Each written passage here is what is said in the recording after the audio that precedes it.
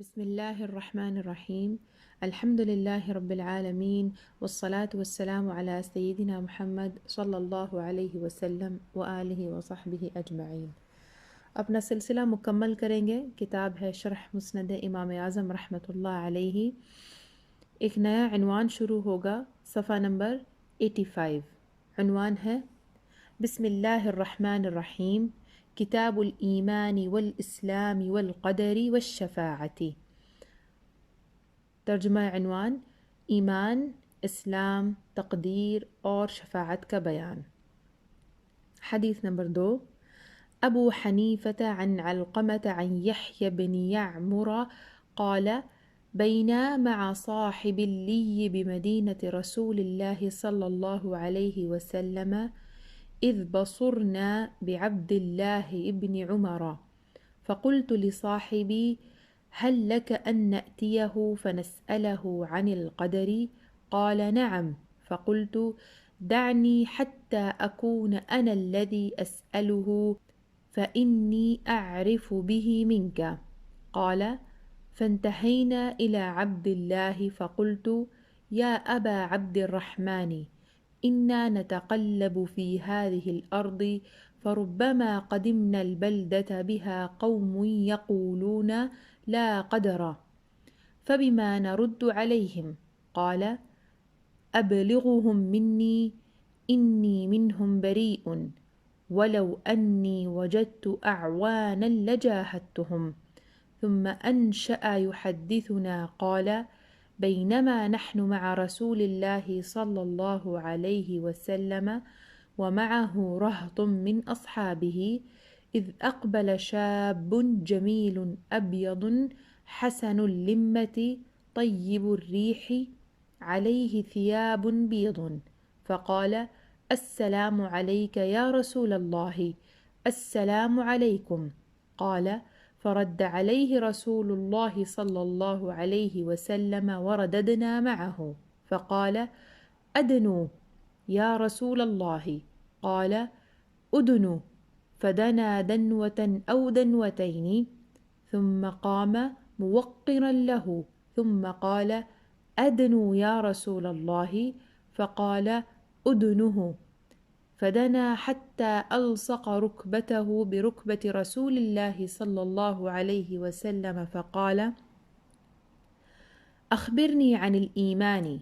قال أن تؤمن بالله وملائكته وكتبه ورسله ولقائه واليوم الآخر والقدر خيره وشره من الله. فقال صدقت. قال فعجبنا من تصديقه لرسول الله صلى الله عليه وسلم وقوله صدقت كأنه يعلم. قال فأخبرني عن شرائع الإسلام ما هي؟ قال إقام الصلاة وإيتاء الزكاة وحج البيت لمن استطاع إليه سبيلا وصوم رمضان والاغتسال من الجنابة. قال صدقت. فعجبنا لقوله صدقت. قال فأخبرني عن الإحسان ما هو؟ قال الإحسان أن تعمل لله كأنك تراه فإن لم تكن تراه فإنه يراك. قال فإذا فعلت ذلك فأنا محسن. قال نعم. قال صدقت. قال فأخبرني عن الساعة متى هي؟ قال ما المسؤول عنها بأعلم من السائل ولكن لها شرائط. فقال إن الله عنده علم الساعة وينزل الغيث ويعلم ما في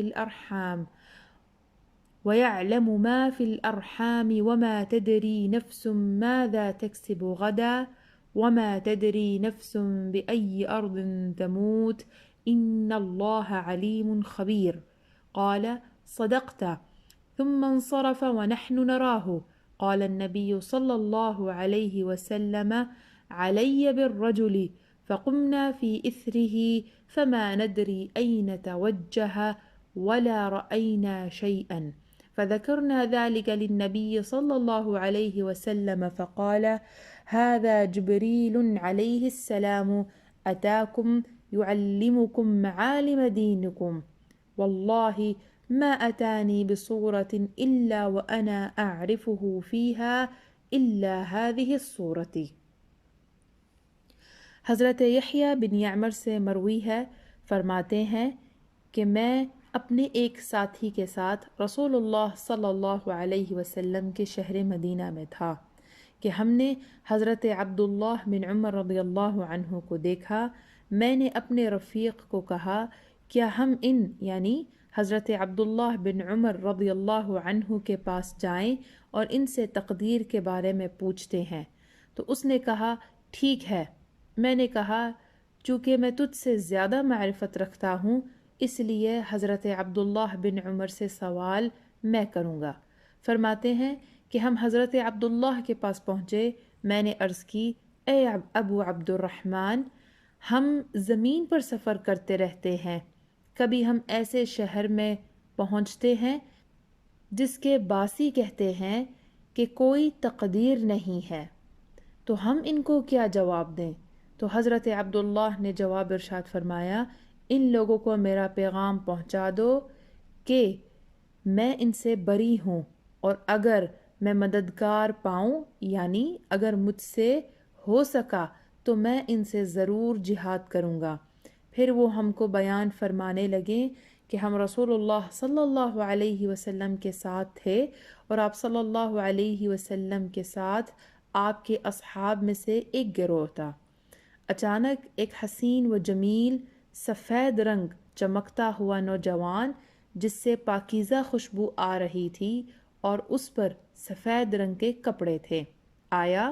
اس نے عرض کی یا رسول اللہ صلی اللہ علیہ وسلم، آپ پر سلام ہو۔ اے لوگو تم پر بھی سلام۔ تو رسول اللہ صلی اللہ علیہ وسلم اور ہم نے اس پر سلام لوٹایا۔ اس نے عرض کی کیا میں قریب ہو جاؤں یا رسول اللہ صلی اللہ علیہ وسلم؟ آپ نے فرمایا ہو جاؤ۔ تو وہ ایک دفعہ یا دو دفعہ قریب ہو گیا، پھر وہ آپ صلی اللہ علیہ وسلم کی تعظیم کرتے ہوئے کھڑا ہو گیا اور پھر عرض کی اے اللہ کے رسول صلی اللہ علیہ وسلم، کیا میں مزید قریب ہو جاؤں؟ آپ صلی اللہ علیہ وسلم نے فرمایا قریب ہو جاؤ۔ وہ قریب ہو گیا حتیٰ کہ اس نے اپنے گھٹنے نبی صلی اللہ علیہ وسلم کے مبارک گھٹنوں کے ساتھ ملا دیے۔ پھر عرض کی مجھے ایمان کے بارے میں بتائیں۔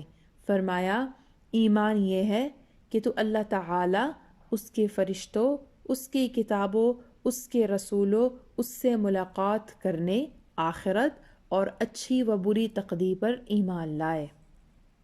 اچھی اور بری تقدیر پر ایمان لائے۔ اس نے کہا آپ نے سچ فرمایا۔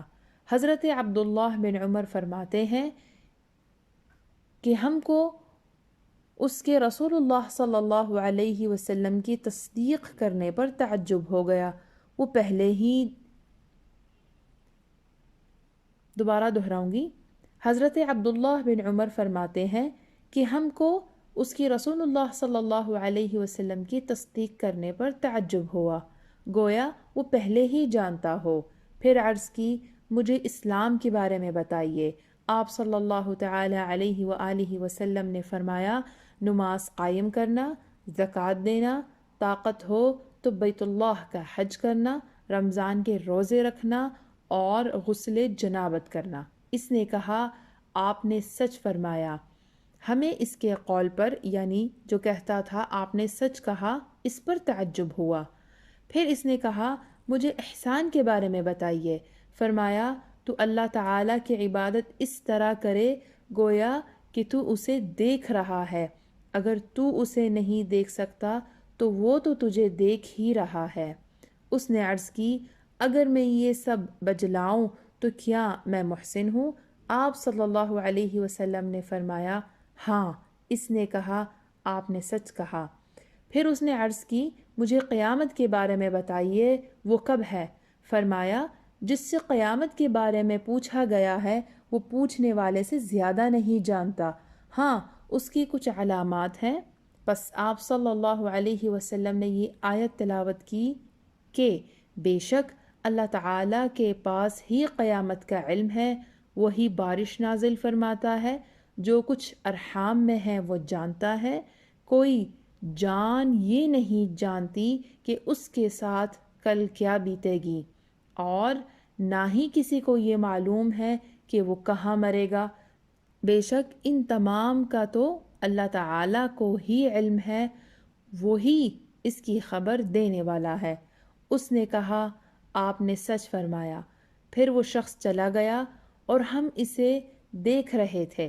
نبی اکرم صلی اللہ علیہ وسلم نے فرمایا، اس شخص کو تلاش کرو۔ بس ہم سب نے انہیں تلاش کرنا شروع کر دیا، لیکن ہم نے اس کی نشان تک نہ دیکھی۔ پھر آپ علیہ السلام نے فرمایا، یہ جبرائیل تھے جو تمہیں تمہارا دین سکھانے آئے تھے۔ واللہ سوائے اس صورت کے وہ جب بھی میرے پاس کسی شکل و صورت میں آئے میں نے ان کو پہچان لیا۔ حدیث کی شرح۔ راوی نے بیان کیا، یعنی میں نے اپنے ساتھی کو رغبت دلائی کہ ہم حضرت عبداللہ بن عمر رضی اللہ تعالی عنہ سے تقدیر کے بارے میں مسئلہ پوچھیں کہ ایمان میں کن چیزوں کا اقرار اور کن چیزوں کی نفی کرنی ضروری ہے، کیونکہ اس بارے میں لوگوں کی رائے مختلف ہے۔ جب میرے ساتھی نے ہاں میں جواب دیا تو میں نے کہا کہ تم نہ بولنا، میں ان سے بات کروں گا، کیونکہ میں حضرت عبداللہ کو تجھ سے زیادہ جانتا ہوں۔ تو ہم نے حضرت عبداللہ بن عمر رضی اللہ تعالی عنہ کے پاس آ کر عرض کی کہ اے ابو عبد الرحمن، یہ آپ کی کنیت تھی۔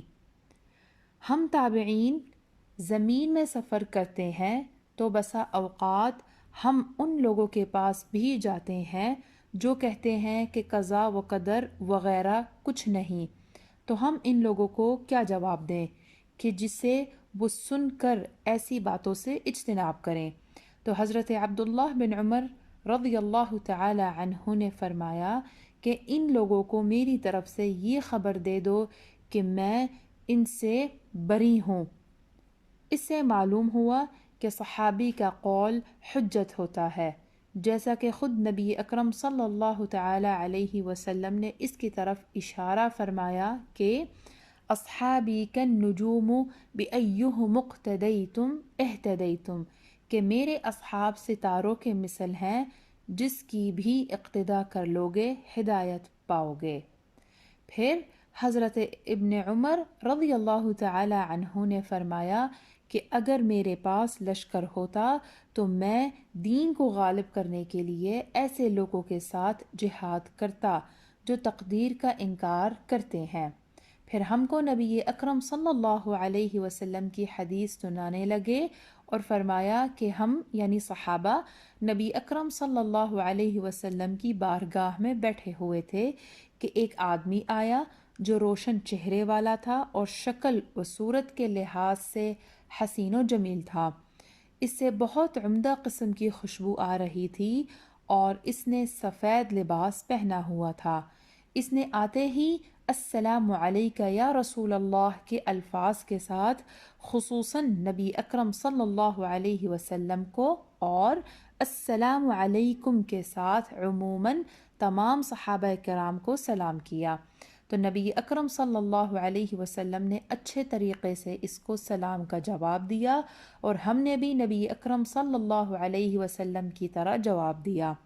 پھر اس نے عرض کی کہ یا رسول اللہ صلی اللہ علیہ وسلم، میں قریب ہو جاؤں؟ تو آپ صلی اللہ علیہ وسلم نے فرمایا، ہو جاؤ۔ تو وہ 1-2 قدم آپ صلی اللہ علیہ وسلم کے قریب ہو گیا۔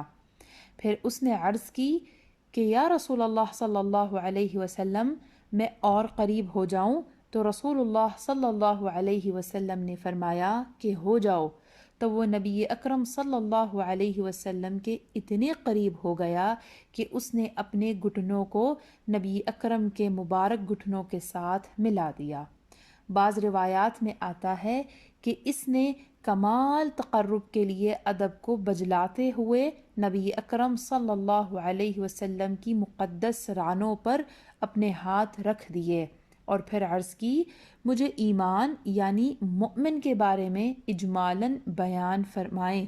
تو نبی اکرم صلی اللہ علیہ وسلم نے فرمایا کہ تو اللہ تعالیٰ کی ذات و صفات، اس کے فرشتوں، کتابوں، رسولوں اور اس کے ساتھ ملاقات پر ایمان رکھے، یعنی قبر اور بعث پر یا جنت میں اللہ تعالیٰ کی رؤیت پر ایمان رکھے، اور حشر و نشر، اچھی بری تقدیر یعنی تقدیر کے نفع و نقصان پر ایمان رکھے کہ یہ اللہ تعالیٰ کی قضا اور حکم سے ہے، اور اس میں بغیر اللہ تعالیٰ کی تبدیلی کے تغیر نہیں ہو سکتا۔ تو اس آدمی نے کہا کہ آپ صلی اللہ علیہ وسلم نے سچ کہا۔ ہم صحابہ کو اس کی نبی اکرم صلی اللہ علیہ وسلم کی تصدیق کرنے پر بہت تعجب ہوا کہ اور ایسا لگا کہ یہ جانتا ہے اور نبی اکرم صلی اللہ علیہ وسلم سے امتحان لے رہا ہے۔ اس نے پھر عرض کی کہ مجھے اسلام کے بارے میں حبر دین یعنی اس کے ارکان و فرائض کے بارے میں بتائیں کہ وہ کیا ہیں جس پر تمام احکام کا مدار ہے۔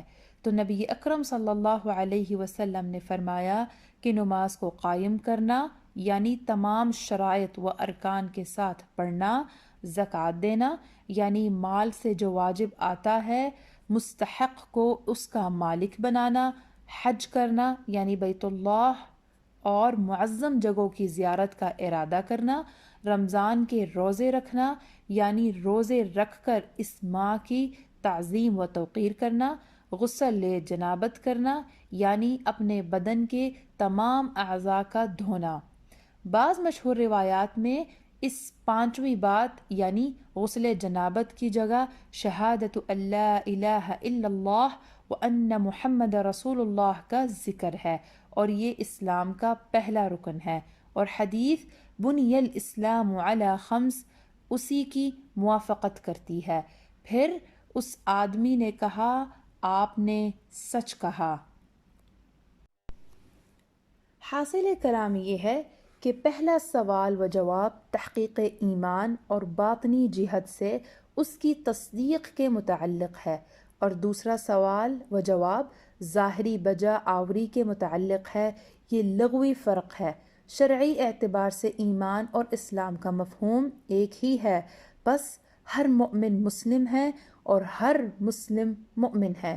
ہاں، اس بات پر حدیث دلالت کرتی ہے کہ ایمان صرف تصدیق کا نام ہے اور اقرار کے لیے اسلام کے احکام کا بجا لانا شرط ہے، اور باقی اعمال کمال کے لیے ہیں۔ واللہ اعلم الاحوال۔ پھر اس آدمی نے عرض کی مجھے احسان کے بارے میں خبر دیں، یعنی ایسی بات کے متعلق بتائیں جس کے ساتھ ایمان اور اسلام حسین و جمیل ہوتا ہے۔